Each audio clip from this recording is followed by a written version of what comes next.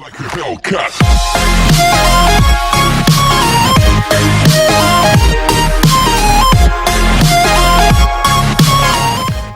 Friends, ലിസമ്മാസ് food and ടിപ്സിലേക്ക് എല്ലാവർക്കും സ്വാഗതം.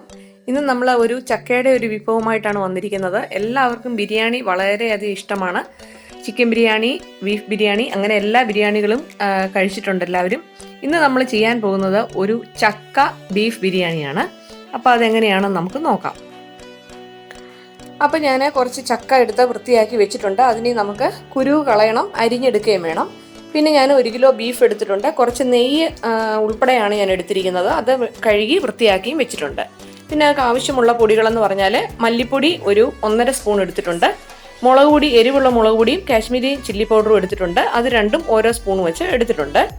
അപ്പം മുളക് പൊടിയൊക്കെ നമുക്ക് എരിവ് കൂടുതൽ കുറച്ചുകൂടെ വേണമെങ്കിൽ അതിനനുസരിച്ച് നമുക്ക് ചേർത്ത് കൊടുക്കും കേട്ടോ. ഇത് പാകത്തിനുള്ളത് ആണ് ഞാനിപ്പോൾ ഇവിടെ എടുത്തിരിക്കുന്നത്. അപ്പോൾ ഇനിയും ഇത് 3 എണ്ണം കൂടെ നമുക്ക് ഒന്ന് മസാല, ഈ 3 മസാലയും കൂടെ നമുക്കൊന്ന് ഒന്ന് ചൂടാക്കി എടുക്കണം. പിന്നെ നമുക്ക് ഇതിലേക്ക് വേണ്ടത് ഒരു 2 സ്പൂണ് മീറ്റ് മസാലയാണ്. അപ്പോൾ അതും കൂടി എടുത്ത് വെച്ചിട്ടുണ്ട്. ഇത് നമുക്കൊന്ന് മാറ്റി വെക്കാം. അപ്പോൾ ഈ 3 പൊടികളും കൂടെ നമുക്ക് ഒരു പാനിലിട്ട് നമുക്ക് ജസ്റ്റ് ഒന്ന് ചൂടാക്കിയിട്ട് ഒന്ന് പേസ്റ്റാക്കി എടുക്കാനുള്ളതാണ്. അപ്പം നമുക്കൊരു പാന് അടുപ്പത്തേക്ക് വെച്ച് കൊടുക്കാം. ഈ പൊടികൾ 3 എണ്ണം കൂടെ അങ്ങോട്ട് ഇട്ട് കൊടുക്കാം. മല്ലിപ്പൊടി, കാശ്മീരി ചില്ലി പൗഡർ, എരിവുള്ള മുളക് പൊടി, ഇത് 3 എണ്ണം കൂടെ അങ്ങോട്ട് ഇട്ട് കൊടുത്തിട്ടുണ്ട്. ഒരു 2 മിനിറ്റ് നമുക്കൊന്ന് ജസ്റ്റ് ഒന്ന് ഇളക്കി കൊടുക്കാം. ഒരുപാട് അങ്ങ് മൂക്കുകയൊന്നും വേണ്ട, അതിൻ്റെ ഒരു പച്ചമണം ഒന്ന് മാറിയാൽ മാത്രം മതി. പിന്നെ നന്നായിട്ടൊന്ന് ഇളക്കി കൊടുക്കാം.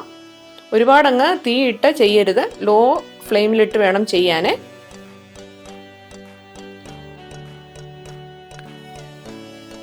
അപ്പോൾ നന്നായിട്ടൊന്ന് ചൂടായിട്ട് വന്നിട്ടുണ്ട്. ഞാനിപ്പം സ്റ്റൗ ഓഫ് ചെയ്തു. പിന്നെ അത്യാവശ്യം കണ്ടോ, ഇത്രയും മതി. ഒരുപാടങ്ങ് മൂത്തിട്ടൊന്നുമില്ല. നല്ലതായിട്ട് ആ ഒരു പച്ചമണം ഒന്ന് മാറി വരുമ്പോൾ നമുക്ക് അതിൻ്റെ ഒരു സ്മെല്ല് വരും. അപ്പോൾ നമുക്ക് സ്റ്റൗ ഓഫ് ചെയ്യണം. ഇനി നമുക്ക് ഇതൊന്ന് മാറ്റി വെക്കാം. അപ്പോൾ ഇതിലേക്ക് നമുക്ക് മീറ്റ് മസാലയും കൂടെ ഇതിനകത്ത് യോജിപ്പിച്ച് ഒന്ന് വെക്കണം. അപ്പോൾ ഈ പാത്രത്തിൻ്റെ ചൂടിൽ കിടന്നുകൊണ്ട് അതുകൂടെ ഒന്ന് ചൂടായി കിട്ടും. എന്നിട്ട് വേണം നമുക്കൊന്ന് അരച്ചെടുക്കാൻ വേണ്ടി. അപ്പോൾ അതാ ഇതിലേക്ക് ഞാനിപ്പം മീറ്റ് മസാലയും കൂടെ അങ്ങോട്ട് ഇട്ട് കൊടുത്തു. നന്നായിട്ടൊന്ന് ഇളക്കി കൊടുക്കാം. നന്നായിട്ടൊന്ന് ഇളക്കി യോജിപ്പിച്ചതിന് ശേഷം നമുക്ക് മിക്സിയിലൊന്ന് അരച്ചെടുക്കാം. നല്ല പേസ്റ്റായിട്ട് അരച്ചെടുക്കണം. ഞാനിപ്പോൾ നല്ലതായിട്ട് അരച്ചെടുത്തിട്ടുണ്ട്, കണ്ടോ. ഇങ്ങനെ തന്നെ അരച്ചെടുക്കണം. മാറ്റി നമുക്ക് വെക്കാം. പിന്നെ ഇതിലേക്ക് ഒരു 3 സവാള ഞാൻ എടുത്തിട്ടുണ്ട്. കൊച്ചുള്ളി ഒരു 200 ഗ്രാമോളം എടുത്തിട്ടുണ്ട്. വലിയ ഒരു കുടം വെളുത്തുള്ളി എടുത്തിട്ടുണ്ട്. വെളുത്തുള്ളി, ഇഞ്ചിയൊക്കെ ഏറെ ചേർക്കുന്നത് നല്ലതാണ് കേട്ടോ. ഇപ്പോൾ ഇഞ്ചി ആണെങ്കിലും വലിയൊരു കഷ്ണം എടുത്തിട്ടുണ്ട്. അത് ഞാൻ ചെറുതായിട്ടൊന്ന് അരിഞ്ഞ് വെച്ചിട്ടുണ്ടെന്നേ ഉള്ളൂ.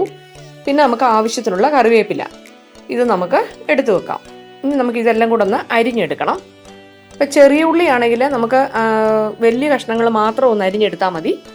ബാക്കിയൊക്കെ നമുക്ക് അങ്ങനെ തന്നെ ഇടാം. ഞാനിപ്പോൾ എല്ലാം ഒന്ന് അരിഞ്ഞെടുത്തിട്ടുണ്ട്, കണ്ടോ.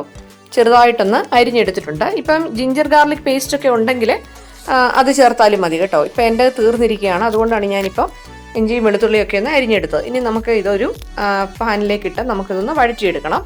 ഞാനിപ്പോൾ ഒരു ഉരുളി വെച്ചിട്ടുണ്ട്. അതിലേക്ക് വെളിച്ചെണ്ണയിലാണ് ഞാനിപ്പോൾ ചെയ്യുന്നത്. അന്നേരമാണ് കുറച്ചുകൂടെ നല്ലൊരു ടേസ്റ്റ് വരുന്നത്. അപ്പോൾ വേണ്ട, ഇത് കൊക്കോ ബ്രാൻഡിൻ്റെ ഒരു കോക്കനട്ട് ഓയിലാണ്. നല്ല ടേസ്റ്റാണ് കേട്ടോ. അപ്പോൾ ഇതാണ് ഞാനിപ്പം ഇതിലേക്ക് ചേർത്ത് കൊടുക്കുന്നത്. ഒരു 2 ടേബിൾ സ്പൂണോളം കോക്കനട്ട് ഓയിൽ ഇതിലേക്ക് നമുക്ക് ഒഴിച്ചു കൊടുക്കാം. വെളിച്ചെണ്ണ ഒഴിച്ചതിന് ശേഷം നമുക്കൊന്ന് ചുറ്റിച്ചു കൊടുക്കാം. അത് ഈ ചുറ്റിച്ചു കൊടുക്കുക എന്തിനാന്ന് ചോദിച്ചാൽ, നമ്മൾ ഈ ഇഞ്ചിയും വെളുത്തുള്ളിയും ഒക്കെ ഇടുമ്പോഴത്തേന് അല്ലെങ്കിൽ സൈഡിലൊക്കെ ഒട്ടിപ്പിടിക്കാൻ ചാൻസ് ഉണ്ട്. അതുകൊണ്ടാണ് ഒന്ന് കറക്കി കൊടുക്കുന്നത്. അത് നമ്മൾ എപ്പം ചെയ്തെന്ന് പറഞ്ഞാൽ അങ്ങനെ ഒന്ന് ചെയ്യുവാണെങ്കിൽ സൈഡിലൊന്നും ഒട്ടാതെ ഇരിക്കും. അപ്പോൾ ഇനി നമുക്ക് എണ്ണ ചൂടായതിനു ശേഷം നമ്മൾ അരിഞ്ഞു വെച്ചിരിക്കുന്ന ഉള്ളിയും വെളുത്തുള്ളി, ഇഞ്ചി, കറിവേപ്പില എല്ലാം കൂടെ നമുക്ക് അങ്ങോട്ട് ചേർത്ത് കൊടുക്കാം. നീളത്തിലാണ് ഞാൻ സവാളയൊക്കെ അരിഞ്ഞെടുത്ത്, ഒരുപാട് അങ്ങ് ചെറുതായിട്ടൊന്നുമല്ല. നമുക്കിതിലേക്ക് ഇട്ട് കൊടുക്കാം.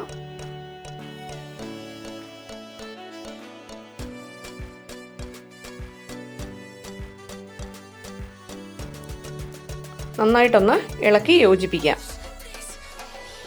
ഇതിലേക്ക് നമുക്ക് ഒരു 1/2 സ്പൂണ് മഞ്ഞൾ പൊടിയും കൂടെ ചേർക്കണം.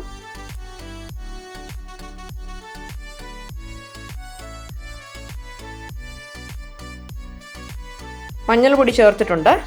ഇനി നമുക്ക് ബീഫിന് ആവശ്യമുള്ള ഉപ്പും കൂടെ നമുക്ക് ചേർത്ത് കൊടുക്കാം. ഇനി ഇനി ഇത് നന്നായിട്ടൊന്ന് മിക്സ് ചെയ്തിട്ട് നന്നായിട്ടൊന്ന് വഴറ്റിയെടുക്കണം. ഇഞ്ചിയുടെയും വെളുത്തുള്ളിയുടെയും എല്ലാം പച്ചമണം മാറുന്നത് വരെ, അതായത് നല്ലതായിട്ടൊന്ന് മൂപ്പിച്ചെടുക്കണം. ഒരുപാടങ്ങ് മൂത്ത് വരണ്ട, നല്ലതായിട്ടൊന്ന് വഴന്ന് കിട്ടിയാൽ മാത്രം ഈ പരുവം മാത്രം മതി നമുക്ക്. ഇനി നമുക്ക് ഇതിലേക്ക് അരച്ചു വെച്ചിരിക്കുന്ന ഈ അരപ്പ് അങ്ങോട്ട് ചേർത്ത് കൊടുക്കാം.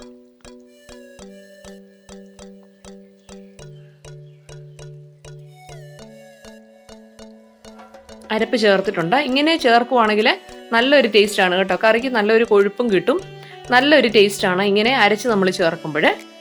നന്നായിട്ടൊന്ന് മിക്സ് ചെയ്തിട്ട് അതിൻ്റെ പച്ചമണം മാറുന്നത് വരെ നമ്മൾ നല്ലതായിട്ടൊന്ന് ഇളക്കി കൊടുക്കണം.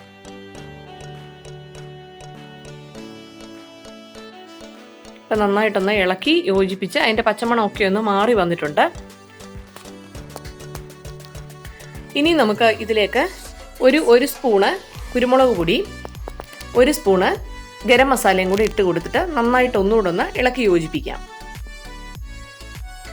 കുരുമുളക് പൊടി ഇട്ട് കഴിഞ്ഞാൽ ബീഫിന് പ്രത്യേക ഒരു ടേസ്റ്റാണ്. അപ്പം നന്നായിട്ടൊന്ന് ഇളക്കി യോജിപ്പിച്ചിട്ടുണ്ട്. ഇനി നമുക്ക് ഇതിലേക്ക് വേണ്ടത് നമ്മൾ എടുത്ത് കഴുകി വെച്ചിരിക്കുന്ന ബീഫ് നമുക്ക് ഇതിലേക്ക് ചേർത്ത് കൊടുക്കാം.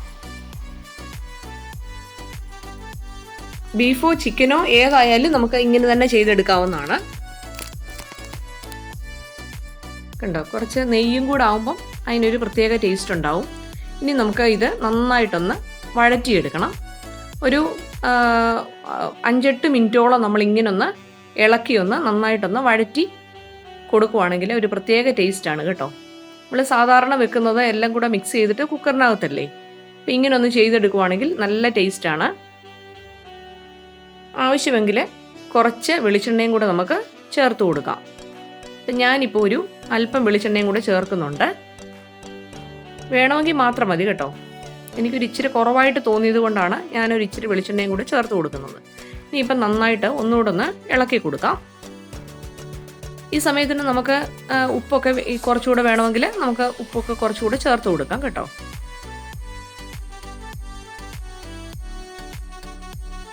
നന്നായിട്ടൊന്ന് ഇളക്കി യോജിപ്പിക്കണം.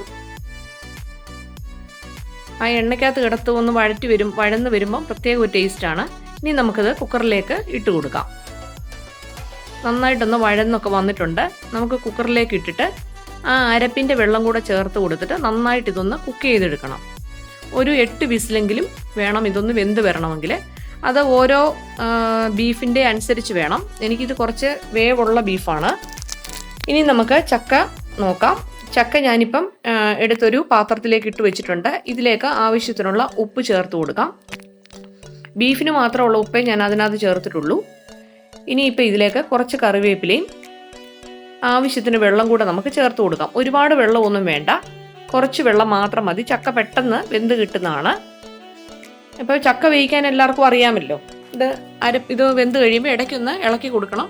വെന്ത് കഴിഞ്ഞാൽ ഉടനെ നമുക്ക് മാറ്റിയെടുക്കാം. ഞാൻ ഇതിലേക്ക് ഇപ്പോൾ 1 കപ്പ് വെള്ളം ചേർത്താണ് ഇത് വേവിക്കുന്നത്. അത്രയും മാത്രം മതി. നമ്മൾ പിന്നെ ഇതിനകത്ത് തേങ്ങയുടെ അരപ്പൊന്നും ചേർക്കുന്നില്ല, അല്ലാതെ തന്നെ നമ്മൾ വേവിച്ചെടുക്കുകയാണ് ചെയ്യുന്നത്. അപ്പോൾ പെട്ടെന്ന് തന്നെ നമുക്കിത് വേവിച്ചെടുക്കാം. അപ്പം നമ്മുടെ ചക്ക ഇവിടെ വേകാൻ വെച്ചിട്ടുണ്ട്. അപ്പോഴത്തേന് നമ്മുടെ ബീഫ് ഇവിടെ വെന്ത് വന്നിട്ടുണ്ട്. അതാ കണ്ടോ.